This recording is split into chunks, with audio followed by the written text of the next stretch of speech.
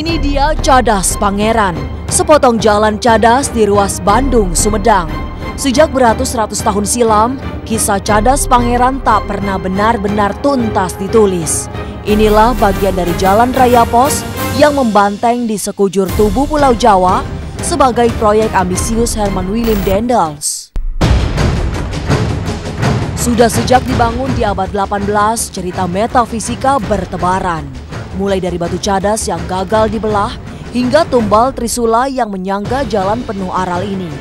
Tapi yang paling menyeramkan tentulah sejumlah lelembut yang mewujud pada saat-saat tertentu. Juga tentang sejumlah kecelakaan maut yang selalu dikaitkan dengan hal-hal di luar nalar. Cadas Pangeran hingga kini juga menjadi titik paling misterius yang membuat para sopir terpuntir urat keberaniannya. Ular besar yang memotong jalan adalah mitos yang ditakuti. Juga perwujudan wanita cantik yang sering menggoda pengojek yang kemalaman.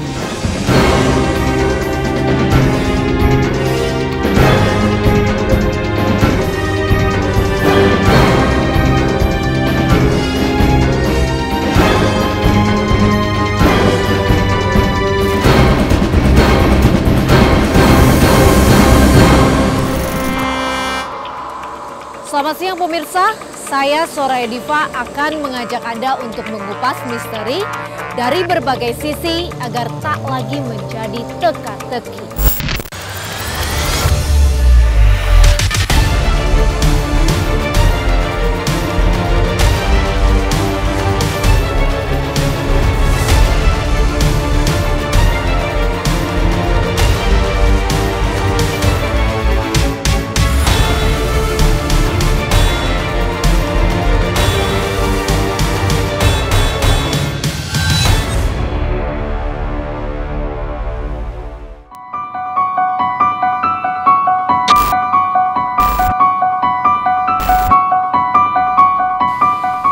Nah pemirsa, saat ini saya sudah berada di pemukiman warga tepat di sebelah atau di belakang Jalan Cadas Pangeran. Dan saat ini saya akan menemui dan mencari rumah Pak Iri yang merupakan kuncen dari Cadas Pangeran.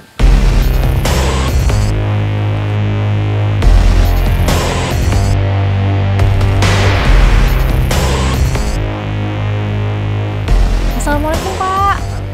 Saya Soraya, Pak. Punten saya pengen nanya, dari tadi saya nyari-nyari rumah Pak Iri. Di mana ya Pak rumahnya? Rumahnya Pak Iri sebelah sini dan kebetulan saya anak. Oh, Bapak anaknya? Iya. Oh iya, makasih ya Pak. Iya.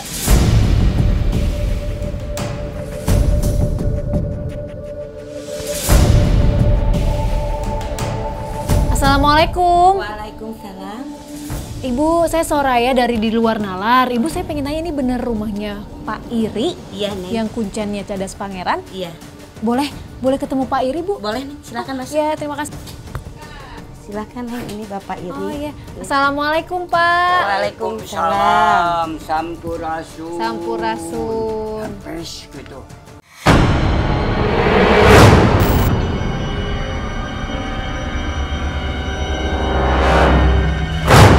Cadas Pangeran, inilah mistik paling membuat bergidik dari tanah Pasundan.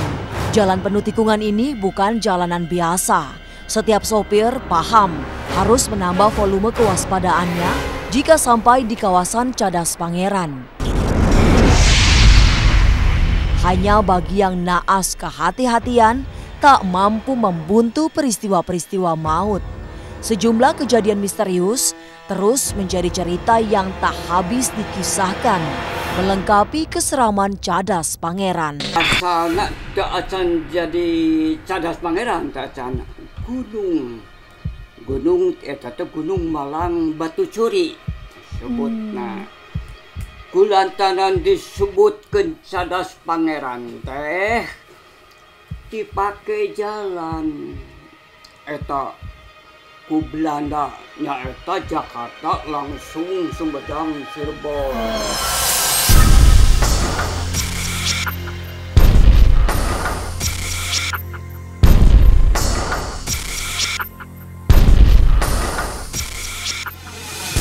Tapi memang melintas Cadas Pangeran yang segera menyapa adalah rasa merinding. Saat ini saja suasana angker berputar-putar, seolah mengepung mereka yang bingung.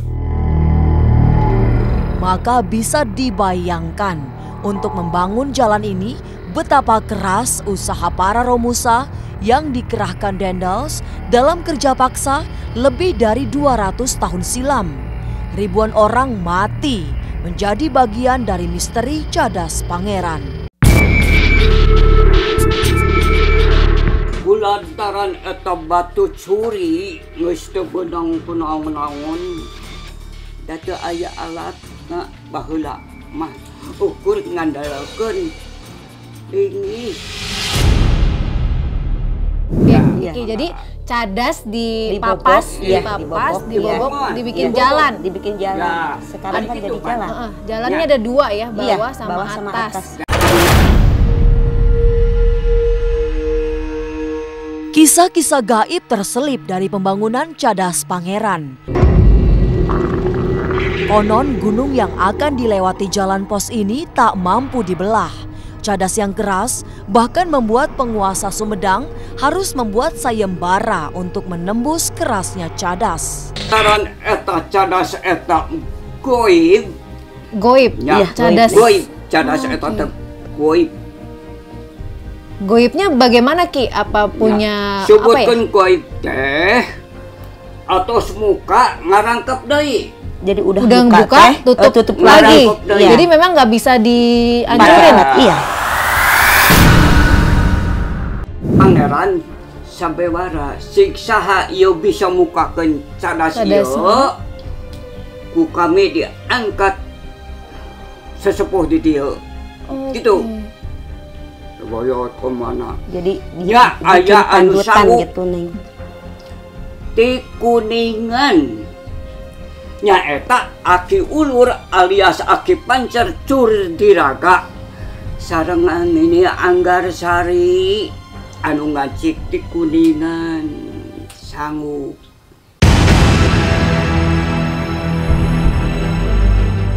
Cadas Pangeran ini merupakan bagian kedua yang tersulit.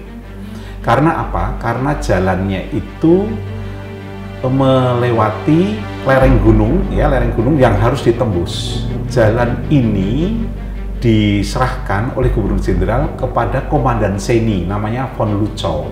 Bupati Sumedang saat itu yaitu Pangeran Kusumadinata, yang nantinya bergelar Pangeran Kornel, itu melaporkan kepada Motman ya bahwa rakyat itu tidak bisa menembus gunung itu. Oleh Motman dilaporkan kepada Gubernur Jenderal menyerahkan kepada Komandan Seni ya. Kemudian dikerahkan orang-orang untuk membangun itu, yaitu dengan cara ditembak dengan meriam. Nah, akhirnya bisa dibuat jalan yang sekarang bernama Cadas Pangeran. Sebuah trisula, senjata bermata tiga yang menjadi pusaka tokoh sakti Pasundan, ditanam dalam badan jalan. Inilah tumbal yang menyangga Cadas Pangeran agar tak retak.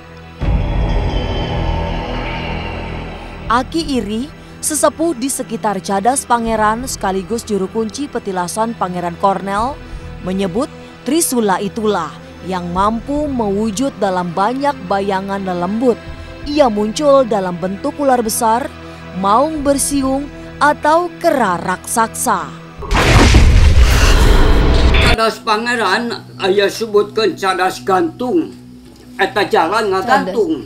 Iya, ada Neng. Iya. Ngegantungnya itu? Ya, ngagantung eta jalan. Jadi nggak ada jalan ininya ya? ngagantung eta. Di atas jalan. Ya ditumbang. Ku hiji parabot. Jadi ditumbal Neng. Ya. Ada selalu ada tumbal. Iya. Tapi tumbalnya Karena keris trisula. yang 3 macam itu. Trisula parabot eta lamun aya jalma nu sombong, urang sombong. Nah, itu. Ngajadi satu hiji orang leuweung meong berubah. Hiji. Itu ya? Keras sama maung, iya. Kadua monyet, katilu ular. Maung itu 14 manusia. meter.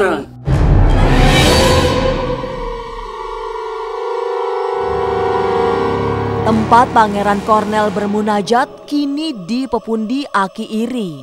Ia percaya petilasan ini menjadi titik yang ikut menjaga cadas pangeran.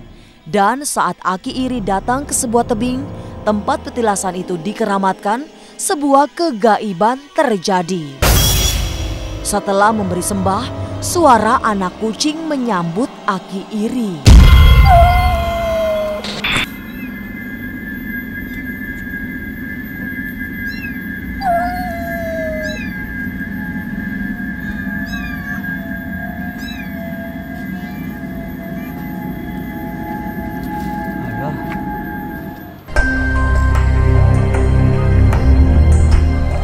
Aki Iri seperti paham betul memperlakukan petilasan Pangeran Kornel. Begitu berada di dekat dua gundukan yang menyerupai nisan, ia menyiapkan sesaji. Kemenyan yang dibakar dengan 3 linting rokok. Ini rokoknya harus dibakar, Bu. Iya, dibakar pakai kemenyan, Neng. Kemenyan. Tapi di sini saya melihat telur. Ini dan juga ada bekas puntung rokok ya memang. Iya, itu bekas kayak begini juga, Neng. Oh, memang banyak yang sering istilahnya cari karomah atau bermeditasi di sini. Meminta sesuatu lah intinya ya. Meminta sesuatu. Ngapain, Pak? Lagi kemenyan. Oh, oke. Ini kemenyan. Iya, kemenyan, Neng. Dan ini dibakar? Iya, dibakar.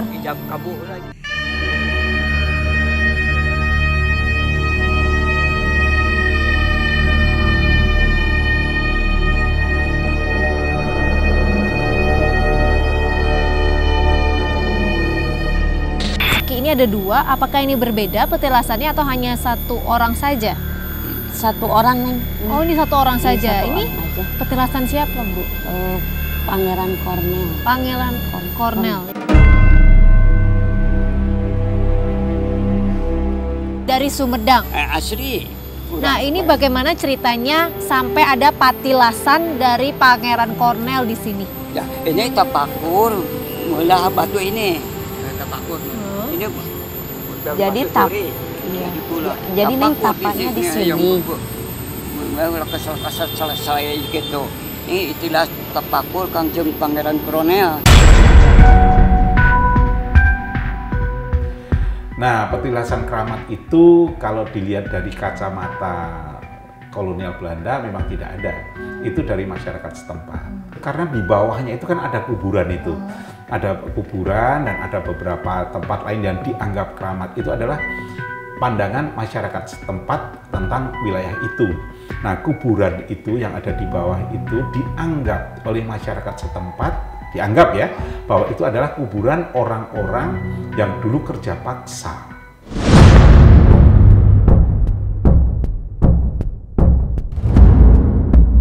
Sebagai juru kunci yang dipercaya merawat tempat keramat, Aki Iri memang bukan orang biasa. Bagi masyarakat setempat, ia juga dianggap memiliki kemampuan linuih.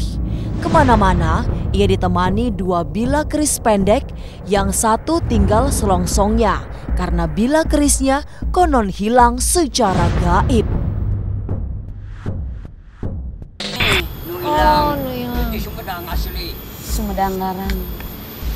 Dia Aki punya 2 ya? Iya, tapi saingan jadi hilang 1. Ki, ini biasanya buat apa? Digunakan Buat ngahurip. Ngahurip. Ngahurip orang. Nyembuhin orang yang sakit. Rumah. Iya. Begitu. Jadi memang banyak yang datang ke Aki, ini malu ini. Eyang Banyurip. Nyembuhin. Ini namanya Eyang Banyurip. Kira-kira umur keris ini udah berapa lama, Ki? Wah, Puluhan tahun kali ini. Berarti ya udah. Boleh saya pegang, Ki? Iya, ya boleh. Ngali, ngali. Boleh. Ya Eyang Banyurip ini nganciknya. Nah, pemirsa, ini keris Eyang Banyurip punya Aki dan memang Ya, sepangan Aki. pas saya cium wanginya wangi menyan ya. Iya. Sebenarnya sih kalau masalah takut, karena di situ pengendaranya nggak mobil aja, ada motor. Itu saya dengar tentang Cadas Pangeran itu dari adik saya. Dan pada saat saya lewatin Sumedang, jadi sekalian tamasya, akhirnya saya ziarah ke sana. Nggak menakutkan sih, nggak semenakutkan yang saya bayangkan. Saya pernah ke Cirebon dan juga pernah wisata di sana, wisata religi. Kalau di sana tuh kayak ada kuncen-kuncennya gitu, dia suka bakar rokok, dan infonya sih kalau misalnya ke sana bakar rokok itu buat persembahan untuk si Dendlesnya itu sih. Semakin seseorang mempercayai hal yang mistik, apalagi ditambah dengan simbol-simbol, dia pakai kalung yang mistik, terus katanya kalungnya ini dipakai dari zaman Gajah Mada lah, terus dia pakai cincin, katanya cincin ini dari zaman Prabu Siliwangi dan lain sebagainya. Hal-hal itu justru yang menjadi mediasi. Jadi jin tuh makin demen gitu loh. Wah, ada cincinnya.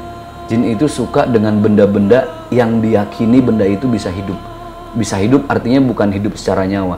Hidup dalam bentuk itu bukan sekedar benda mati, tapi ada sesuatu yang mistik.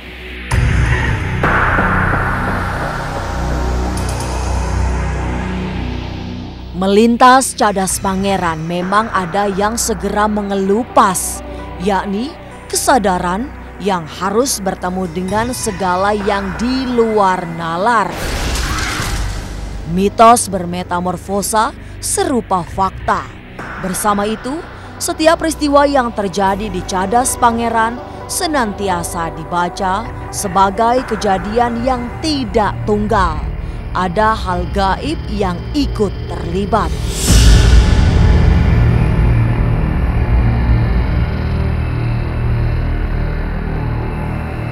Ini merupakan sebuah adat dan tradisi yang sebenarnya harus dicerna dengan akal dan pikiran. Artinya, ketika seseorang melakukan ritual ini bertentangan dengan syariat atau tidak. Tetapi kalau memang yang dilakukannya, misalkan ritual itu sendiri bertentangan dengan syariat, maka hukumnya adalah syirik dan tidak diampuni dosanya oleh Allah Subhanahu wa Ta'ala.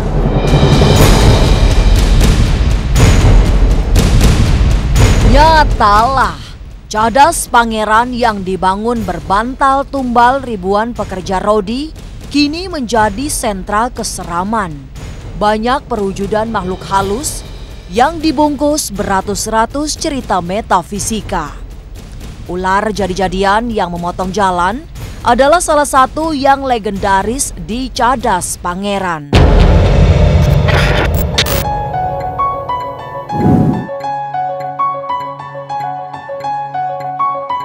Ini kok ada air ini ya? Ini air keramat nih, bisa dibikin. Oh, ini air keramat? Iya. Memang langsung dari gunung nih. Di gunung? Iya. Ini boleh, ini bersih Bu airnya? Bersih, Bu? Boleh dicoba nih dipakai. Boleh dicoba? Iya. Cuci muka. Cuci muka? Iya.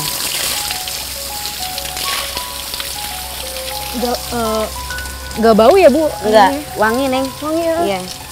Nah ini tempat yang biasanya ular menampakkan diri Bu? Iya, iya Neng, sini. Oke, emang gimana kronologinya Bu? Kenapa bisa sering muncul di sini gitu?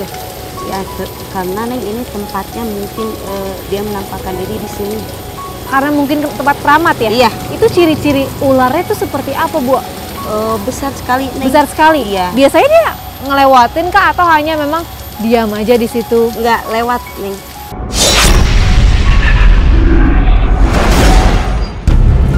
Banyak mitos-mitos, salah satunya ular itu.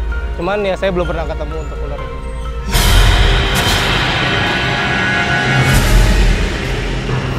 Kemunculan para lelembut seperti dikisahkan menandai kedatangan mereka yang sombong dan tak percaya, penunggu Cadas Pangeran.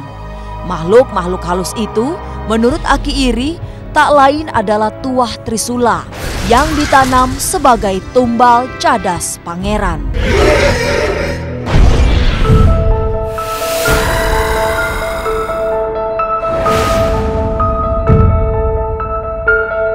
Biasanya dia muncul Karena apa, Bu?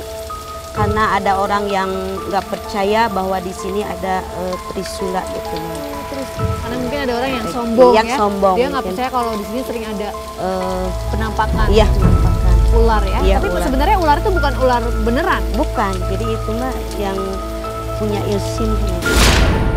Bu, selain ular yang muncul di air keramat ini, ada lagi nggak sih, Bu? Yang Kayak trisula tadi Ibu kerak, bilang. Neng, di sebelah Kerak? sana. Ya, Di sebelah sini? ya, Boleh? ya, boleh Neng.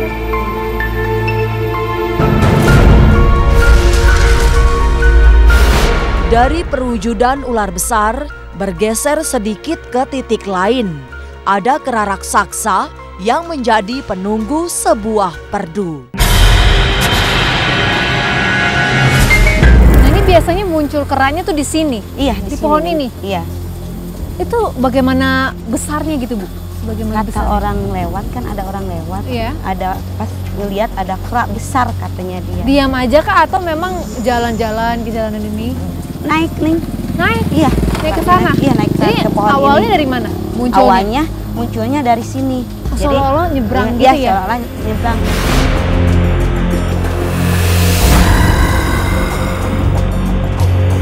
Ya, Neng, Ibu mau pamit dulu, mau ke Oh, pamit warung. dulu. Iya. Yaudah, makasih banyak ya Ibu udah nemenin saya ke petilasan dan tempat yang konon katanya sering penampakan ular sama kera. Terima Iya. kasih banyak ya, Bu. Sama-sama nih. Terima kasih, Bu. Iya. Nah, pemirsa, itulah penelusuran saya menelusuri tempat yang konon katanya sering sekali ada penampakan ular dan juga kera di sebelah sana. Saya akan masih terus menelusuri Cadas Pangeran ini. Maka dari itu, tetap ikuti penelusuran kami hanya di Luar Nalar.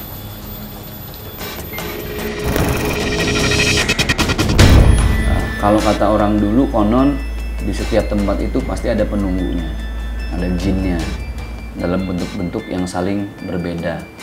Misalnya nggak usah jauh-jauh, di sini ada rumah tua banget, rumah zaman Belanda, daerah sini. Sampai sekarang masih ditempatin sama cucunya ya. Itu tua banget deh, jendela-jendelanya masih zaman Belanda. Itu waktu saya kecil katanya sih kalau saya lewat situ, itu si nenek yang udah meninggal suka di situ. Gitu. Orang ngeliat banyak, 1, 2, 3. Karena orang situ menganggap bahwa si nenek itu hidup lagi, akhirnya jin kepengen dihargain dengan dia menampakkan diri lewat si nenek itu. Kan ketika dia makin dihargain, dia berarti makin eksis. Wah, gua ada nih, gitu ya. Dibikinlah sama dia, dia usil, dia iseng. Tiba-tiba pohon gak ada angin bergerak gitu, terus kompor nyala sendiri, terus pintu yang kayak gitu-gitu dan lain sebagainya. Itu sebenarnya cara-cara dia pengen dihargai.